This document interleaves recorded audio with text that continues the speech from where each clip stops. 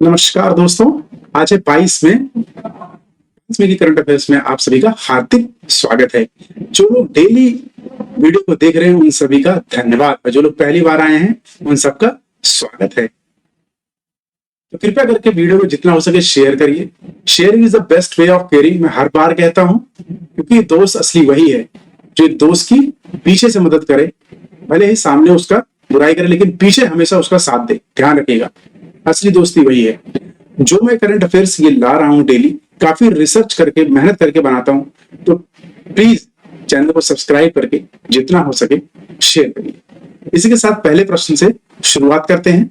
तो हमारा पहला प्रश्न है, 2024 का इटालियन ओपन 2024 किसने जीता है? ए इवान डोजिक, बी अलेक्जेंडर ज़वेरेव, सी ऑस्टिन क्राजिसेक या डी चिराग शेट्टी। तो आपको याद ही होगा, चिराग शेट्टी ने हाल ही में भी फ्रेंच ओपन जीता था। ध्यान दें, इनकी एक साथ में जोड़ी है। आप कमेंट बॉक्स में बताइए कौन। ठीक है, और इसका सही उत्तर है बी। ध्यान रखिए, अलेक्जेंडर ज़वेरेव ने हाल ही में ये खिताब अपने नाम किया है। वही अलेक्जेंडर ज़वेरेव कहाँ के प्लेयर हैं ये आपको ध्यान रखना है। ये जर्मनी के हैं। कहाँ के?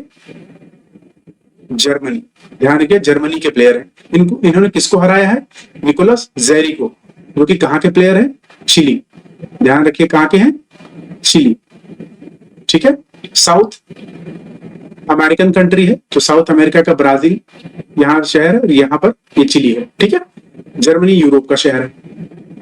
तो ये हुआ कहाँ था स्थल? ये फोरो इटालिको रोम में हुआ था। ध्यान रखिएगा, रोम में। वही महिला जो पुरुष के लिए होता है इटालियन ओपन, उसमें महिलाओं में इटालियन ओपन 2024 का इगा स्विएटेक जो कि पोलैंड की हैं, उन्होंने आरियाना सबलांका जो कि बेलारूस की, इनको हरा के खिताब अपने नाम किया था।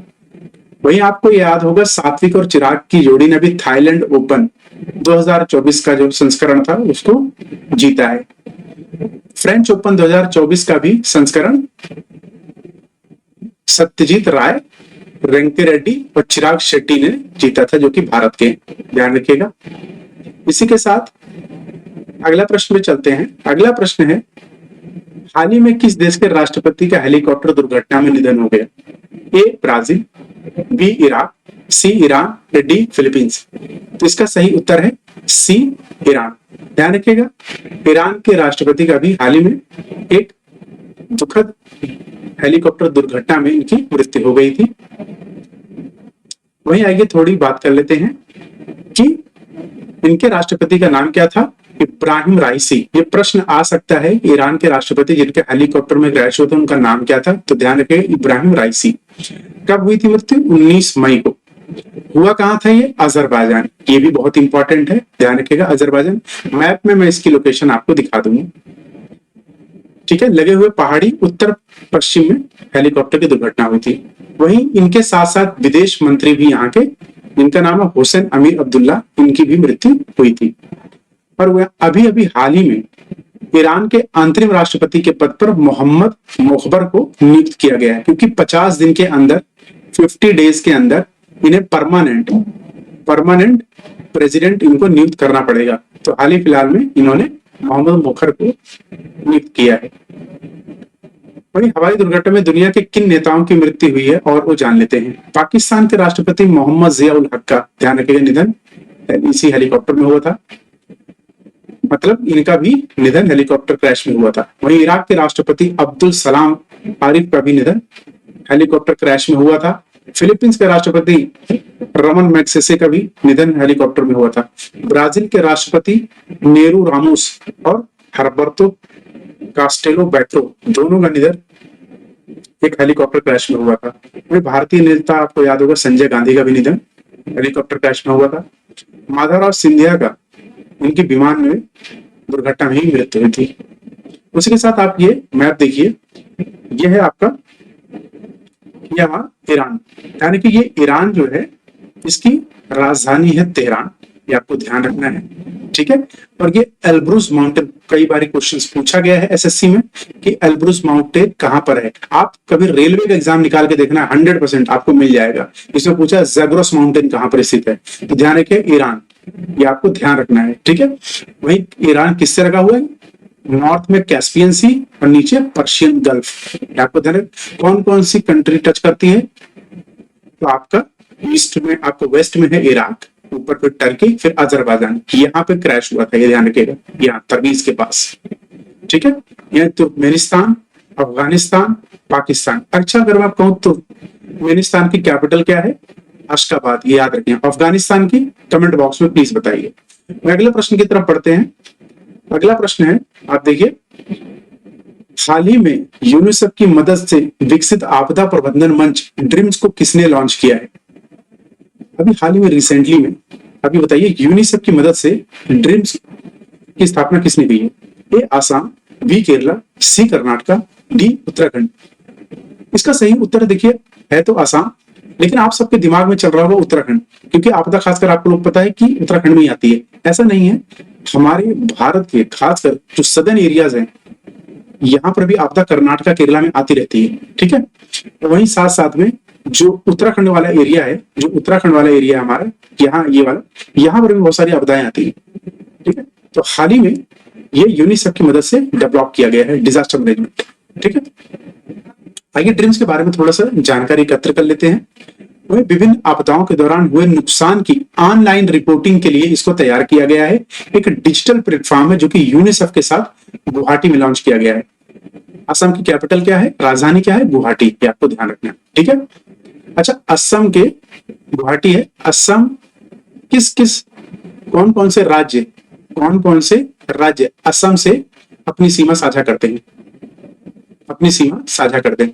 और कौन सी अंतरराष्ट्रीय बाउंड्री, अंतरराष्ट्रीय बाउंड्री, अंतरराष्ट्रीय सीमा असम से लगती है? कमेंट बॉक्स में प्लीज बताइए। और संयुक्त राष्ट्र अंतरराष्ट्रीय बाल आपातकालीन कोष, जिसको अब संयुक्त राष्ट्र बाल कोष कहा जाता है, मैं यूनिसेफ की बात कर रहा हूं। अब इसको क्या कहते हैं? संयुक्त राष्ट्र बाल कोष। इसकी स्थापना 1946 में हुई थी। मुख्यालय है न्यूयॉर्क, संयुक्त राज्य अमेरिका। ध्यान रखिएगा। इसका मूल संगठन कौन है? इसका मूल संगठन संयुक्त राष्ट्र महासंघ। ध्यान रखिएगा। पैरेंट है यूनाइटेड नेशन जनरल असेंबली। वही असम के मुख्यमंत्री का नाम है हेमंत बिश्व शर्मा। गवर्नर है गुलाब चंद कटारिया। हाल ही में 2024-25 के लिए सीआईए अध्यक्ष किसे चुना गया है? ए एन वघूर, बी दिनेश के त्रिपाठी, या सी संजीव पुरी, या डी संजीव कुमार मिश्रा। तो आपको दिनेश के त्रिपाठी याद ही होंगे। ये किसके चीफ है? मैंने इंडिकेशन आपको दे दिया है, ये नेवी के भी चीफ बनाए गए थे। वही सी संजीव पुरी को रिसेंटली हाल ही में इस पद पे नियुक्त किया गया है। आइए सीआईए के बारे में थोड़ी सी जानकारी एकत्र कर लेते हैं। वही आर दिनेश की जगह ली है इन्होंने। किसकी ली है? आर दिनेश की जगह। और ये है इनकी तस्वीर। वही भारतीय सीआईए का गठन 2001 में हुआ था। ध्यान रखिएगा, बहुत इंपॉर्टेंट।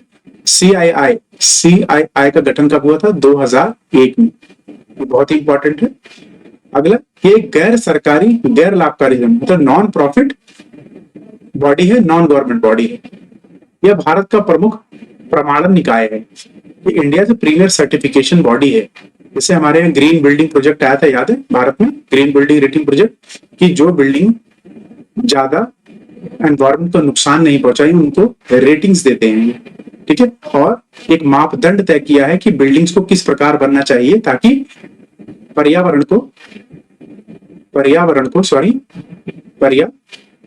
को ज्यादा नुकसान ना हो।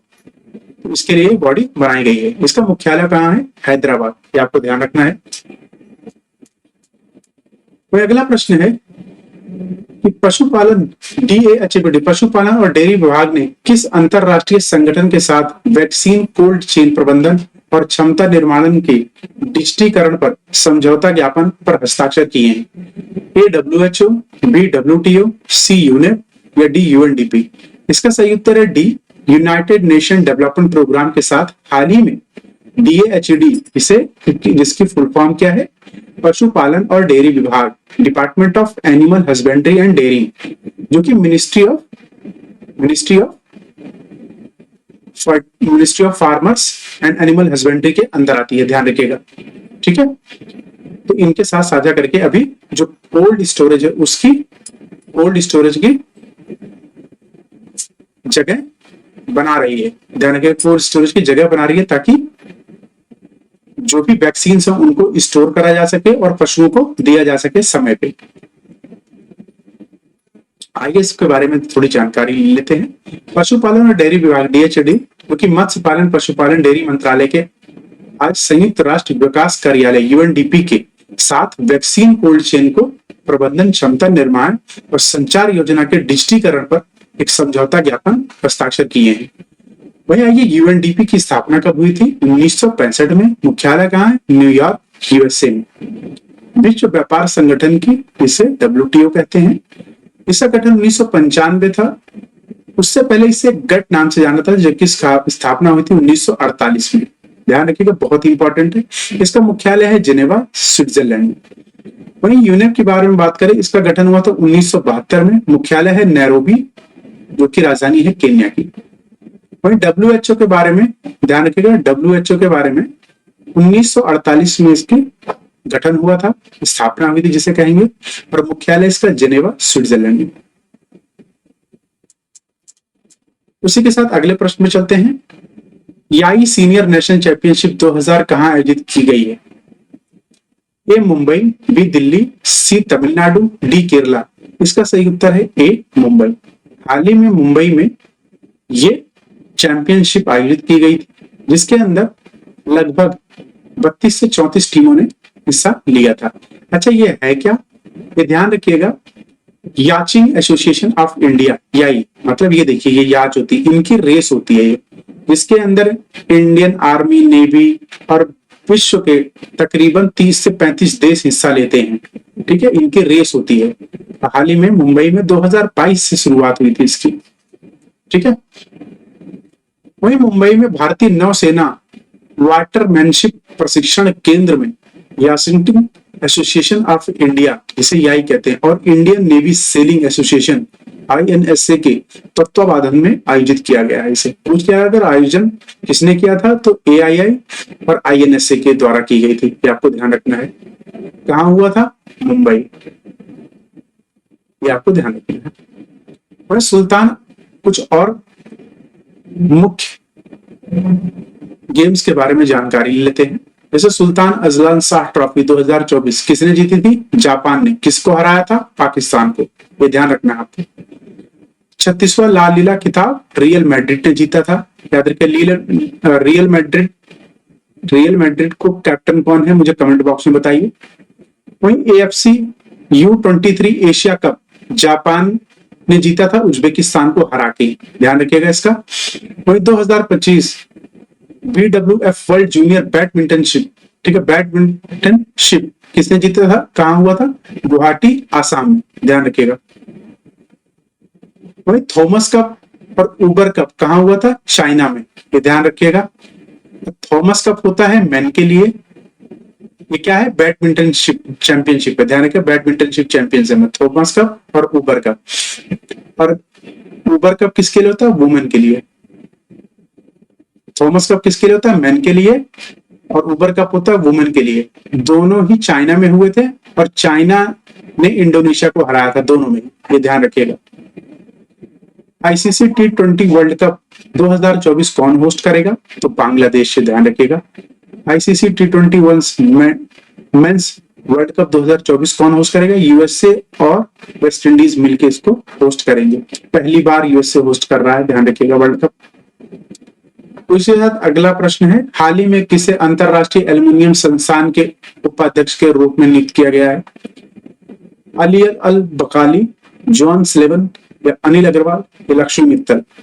ध्यान रखिएगा कि इस पद पर अभी हाल ही में बी ऑप्शन, जॉन स्लेवन को नियुक्त किया गया है।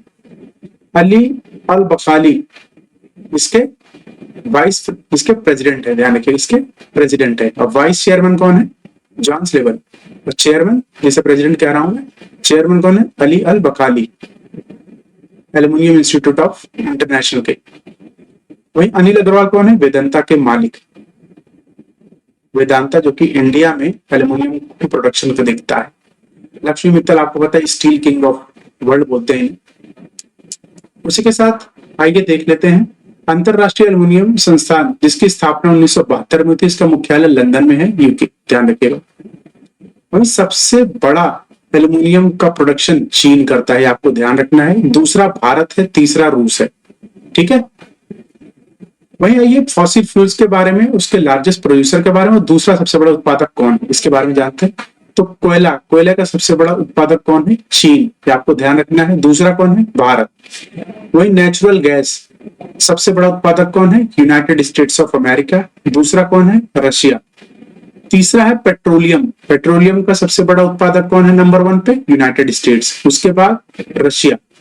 अच्छा, अब मुझे बताइए गोल्ड का कौन है? गोल्ड जिसे कहते हैं सोना, सोने का सबसे बड़ा उत्पादक कौन है?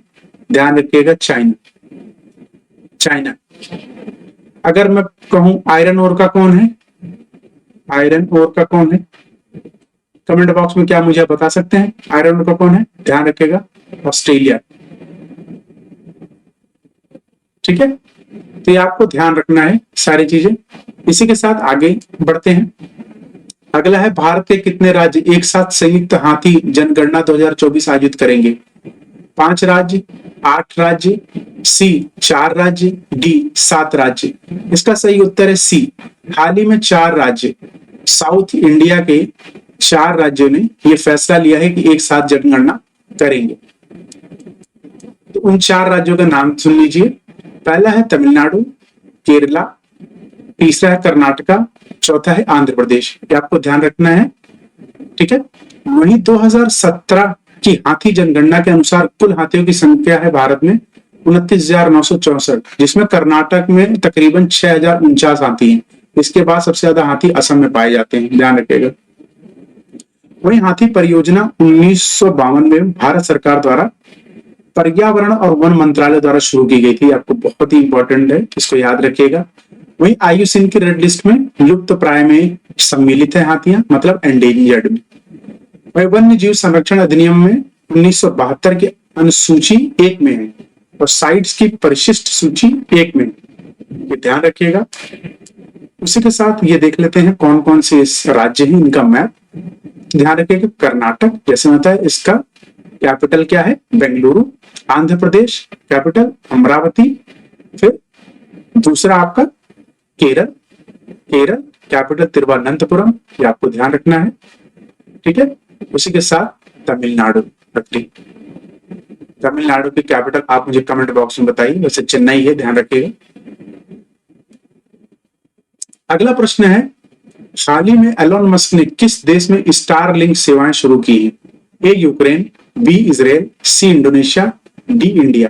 इसका सही उत्तर है सी। अभी हाल ही में इंडोनेशिया के दौरे पर एलोन मस्क है और वहां पर इन्होंने इसकी परियोजना की शुरुआत की है। इससे पहले यूक्रेन में ये योगदान दे चुके हैं जब यूक्रेन और रशिया की लड़ाई हो रही थी उस समय। इसी के साथ देख लेते हैं हम, स्टारलिंक दुनिया भर के 75 से अधिक देशों में उपलब्ध है। स्टारलिंक को रविवार को 3 इंडोनेशियाई स्वास्थ्य केंद्रों में लॉन्च किया गया था। पूरे इंडोनेशिया में लॉन्च नहीं है, एक चीज आपको ध्यान रखनी है इस चीज को, जिसमें एक तो बाली में 2 और माकुल में, जिसे अरू, मालुकू में अरू है, वहां दूसरा किया गया है, ठीक है। बाली में 2 और एक मालुका में, तो टोटल 3 जगह है, ये ध्यान रखिएगा। वहीं स्पेस एक्स ने 2019 में स्टारलिंक उपग्रहों की लॉन्च करना शुरू किया था, जिसमें तकरीबन 6,000 से ज्यादा सैटेलाइट्स को लॉन्च कर चुके हैं। 6,000 से ज्यादा सैटेलाइट्स को लॉन्च कर चुके हैं और अभी अभी इनका प्लान है कि तकरीबन 13,000 सैटेलाइट्स इनको लॉन्च करना है, ताकि इंटरनेट पूरे वर्ल्ड में दिया जा सके लो कॉस्ट पे। आप मुझे बताइए कमेंट बॉक्स में, स्पेस एक्स की स्थापना कब हुई थी? वहीं आइए इस मैप से इंडोनेशिया की लोकेशन देख लेते हैं। तो ध्यान रखिएगा, इंडोनेशिया कहां पर है? ऑस्ट्रेलिया पकड़ लीजिए, देखिए ऑस्ट्रेलिया के और ये आपका थाईलैंड, कंबोडिया, इसके बीच में आपका इंडोनेशिया है, जो कि कई द्वीपों का समूह है, ध्यान रखिएगा इंडोनेशिया। अच्छा, इंडोनेशिया की कैपिटल क्या है मुझे कमेंट बॉक्स में, इंडोनेशिया की कैपिटल,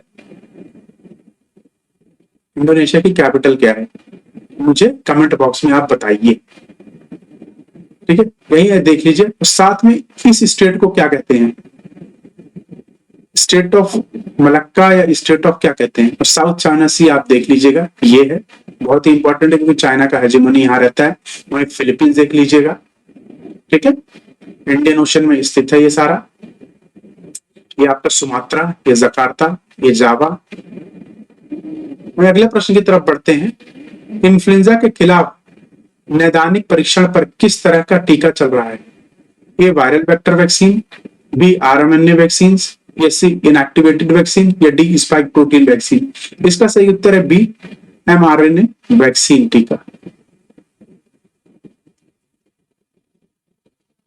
उसी के साथ साथ हम कुछ इंपॉर्टेंट, बहुत ही इंपॉर्टेंट रोग और उनके होने वाले कारण, किन कारण बैक्टीरिया वायरस से होता है, किस चीज से, वो देख लेते हैं एक बार। लिस्ट बहुत ही आसान तरीके से आपको याद हो जाएगा। वही इन्फ्लुएंजा किसके थे? इन्फ्लुएंजा वायरस के कारण होता है। यानी कि जो सर्दी लग जाती है आपको, जुकाम, और राइनो वायरस के कारण होता है, ध्यान रखिएगा। वही हेपेटाइटिस ए आपके जो लीवर होता है उसको यकृति बोलते हैं, उसे नोरो वायरस के कारण होता है, ठीक है। वही रोटो वायरस दस्त ह्यूमन पेलोल्यूमा वायरस के कारण होता है। हेपेटाइटिस बी यकृति में सूजन आती है, आपके लीवर में सूजन आती है हेपेटाइटिस बी, ठीक है। ये हेपेटाइटिस बी आप मुझे कमेंट बॉक्स में बताइए किस वायरस के कारण होता है। वही मोनोरिया एक यौन संचारित रोग है जो कि गोनोकोकस नियोसोरियम निगोरिया एक जीवाणु के कारण होता है। वही सिल्फिसिस एक प्राणीगत बीमारी है जो स्पाइडरकिट जीवाणु के कारण होता है, ध्यान रखिएगा। वही प्लेग किसके कारण होता है? यर्सेनिया पेस्टिस के कारण होता है। हैजा विब्रियो एल्पारियस के कारण होता है। काली खांसी बोर्डेटा पर्टुसिस के कारण होता है। एक्वायर्ड इम्यूनोडेफिशिएंसी सिंड्रोम जिसे एड्स कहते हैं वो एचआईवी के कारण होता है। हेपेटाइटिस ए, हेपेटाइटिस बी ये खासकर वो बीमारियां हैं जो वायरस से होती हैं और आपके लीवर को डैमेज करती हैं, ये ध्यान रखिएगा, ठीक है।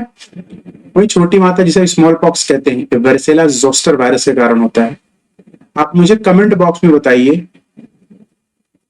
कमेंट बॉक्स में बताइए कि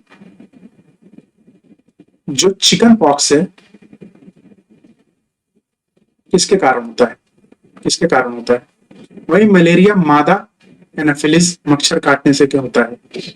वही लिश मेनेरियासिस या काला आजार सैंड फ्लाइज के कारण होता है। टीबी होता है आपका ट्यूबरक्लोसिस नामक जीवाणु के कारण। कुष्ठ रोग होता है जिसे हैंसेन रोग भी कहते हैं, तो माइटोबैक्टीरियम लेप्री के कारण होता है। इसी के साथ आप सबका धन्यवाद जिन्होंने पूरा वीडियो देखा। तो प्लीज जाते समय चैनल को सब्सक्राइब जरूर कर दीजिएगा, बड़ी मेहनत लगती है ये सब वीडियोस बनाने में, और आप अगर लाइक करके चैनल को सब्सक्राइब करेंगे तो आपका बहुत बहुत आभार रहेगा। थैंक यू सो मच, कल फिर मिलेंगे।